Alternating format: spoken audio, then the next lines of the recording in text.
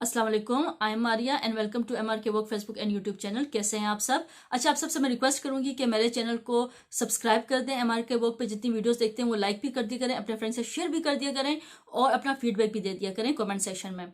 अच्छा, आज का जो एजेंडा है वो 29 अरब के जो निगरान हुकूमत है उनके गैर आईनी गैर जमहूरी जो फंड जारी किए जा रहे हैं उनके हवाले से है। अच्छा, ये तारीखी करप्शन होने जा रही है और कर कौन रही है? कर निगरान हुकूमत रही है। निगरान हुकूमत ने फैसला किया है कि जब हर काम गैर आईनी हो रहा है तो चलें ये भी काम गैर आईनी करके देख लेते हैं और जो फंड्स हैं वो साबिक एमएनएस को जारी कर देते हैं। ये जो फंड्स हैं ये आसिफ अली जरदारी के कहने पे जारी किए जा रहे हैं। उन्होंने रिक्वेस्ट की निगरान हुकूमत से कि उनको तरक्याती कामों के लिए, क्योंकि इलेक्शन आ रहे हैं तो तरक्याती काम तो याद आएंगे, तरक्याती कामों के हवाले से उनको फंड जो है वो जारी कर दें।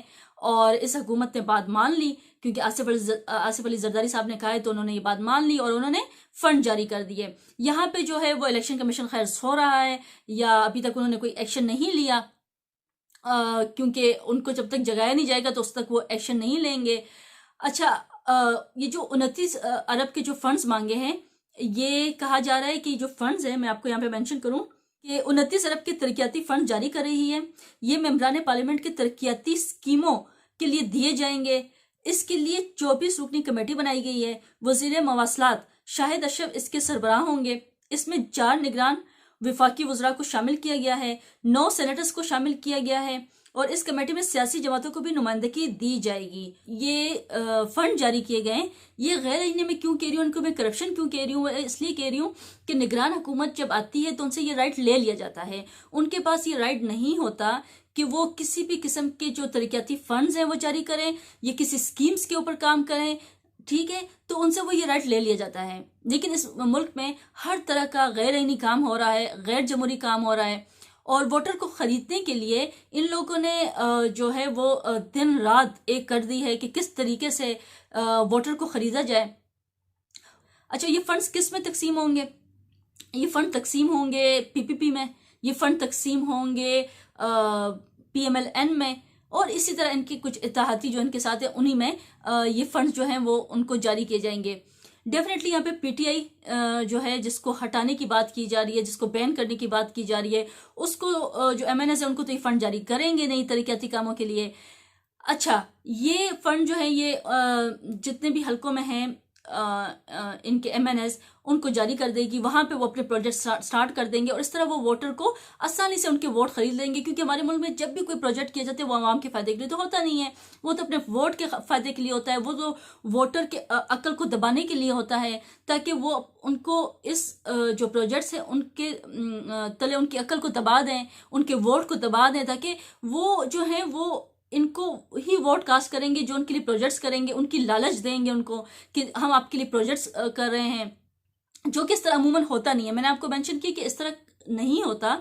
जब भी निगरान हुकूमत आती है प्रोजेक्ट्स बंद कर दिए जाते हैं ताकि वोटर के ऊपर जो है वो इन स्कीमों का, इन जो तरक्याती कामों का जो है वो असर ना पड़े, ताकि फ्री एंड फेयर इलेक्शन हो। अवाम जो है वो अपनी मर्जी से चुन के वो वोट दें जिनको वो देना चाहते हैं, किसी काम के हवाले से फिर उनको वोट ना दें जो कि उनके करीबी, जैसे कि फंड्स के, मैंने कहा कि फंड्स के हवाले से अगर वो करीबी काम करेंगे, इलेक्शन से कुछ हफ्तों पहले काम करेंगे तो डेफिनेटली उनके जहन जो है वो ताज़ा रहेंगे इस काम के हवाले से और वो उन्हीं को वोट देंगे कि इन्होंने फलां ने हमें एहसान किया और हमारे लिए काम किया, ठीक है, तो वो उसी पार्टी को वोट कास्ट करेगी।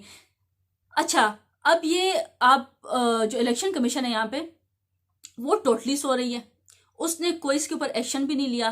गैर आईनी गैर जमहूरी काम भी हो गया और जो काम गैर आईनी हो वो करप्शन में आता है, इसीलिए मैंने इसको करप्शन का नाम दिया है और ये सबसे बड़ी करप्शन हो रही है। इलेक्शन कमीशन को यहाँ पे अपना रोल प्ले करना चाहिए और ये जो फंड्स हैं जो स्कीमों के लिए जारी किए हैं निगरान हुकूमत के, जिनके पास राइट भी नहीं है और उन्होंने फिर भी जारी कर दिए हैं, सो इसको फौरन ही बंद कर देने चाहिए, ठीक है। अच्छा, बात करते हैं एजेंडा नंबर 2 पे। एजेंडा नंबर 2 जो है वो पहले से बहुत मिलता है। यहाँ पे तो एक तरफ दे रहे हैं लालच दी जा रही है वोट के नाम पे, प्रोजेक्ट्स के नाम पे वोटर को कि वोट जो है वो हमें दे दें और प्रोजेक्ट्स हम आप लोगों के लिए कर रहे हैं। दूसरी तरफ हो रहा है सोशल मीडिया पे आप देख रहे हो कि पोल्स हो रहे हैं डिफरेंट, और उसमें पीटीआई, पीपीपी और नून लीग के पोल करवाए जा रहे हैं और अगला वज़ीर-ए-आज़म के हवाले से भी खैर करवाए जा रहे हैं, जिसमें इमरान खान सरफहरिस्त हैं। इसी तरह का पोल एक्स के ऊपर हुआ जो कि ट्विटर है, और वहां पे PMLN का जो ऑफिशियल बैच है जिसपे ब्लू टिक भी लगा हुआ है और नवाज शरीफ की तस्वीर भी वहां पे लगी हुई है, डिस्प्ले जो पिक्चर होती है प्रोफाइल वहां पे। और वहां पे मैं आपको मेंशन करूं कि वहां पे सबसे पहले रखा गया नून लीग को, दूसरे नंबर पे रखा गया पीपीपी को, और तीसरे नंबर पे रखा गया पीटीआई को, और फिर दीकर को। ठीक है, अच्छा हुआ क्या, ये पोलिंग स्टार्ट हुई, और ये पोलिंग जब स्टार्ट हुई तो मैं आप लोगों को इनके रिजल्ट्स जो हैं वो यहाँ पे मेंशन करूं। 16% जो पड़े वोट वो मुस्लिम लीग नून को पड़े और 2% पीपीपी को पड़े, जबकि 81% पीटीआई को पड़े वोट और 1% दीगर पार्टी को। तो अच्छा, मैं यही फैक्ट्स एंड फिगर पे आपसे बात करूंगी कि पीटीआई जो है वो सरफहरिस्त रही और फौरन से ट्वीट डिलीट भी कर दी गई इसके बाद। ठीक है, और उनको मुंह की पड़ी, किसी पर्टिकुलर पार्टी को सपोर्ट करती भी नहीं हूं। ठीक है, और ये पोल हुआ तो मुझे अच्छा लगा कि आवाम ने जो है वो इजहार किया और जो उनको दुरुस्त लगा उन्होंने उसी पार्टी को सपोर्ट किया।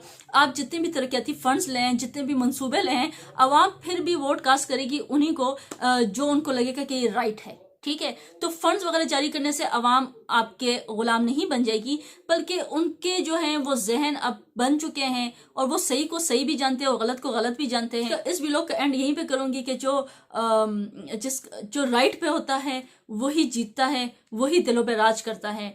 आपसे एक नए टॉपिक के साथ दोबारा मुलाकात होगी। अंटिल देन, अल्लाह हाफिज।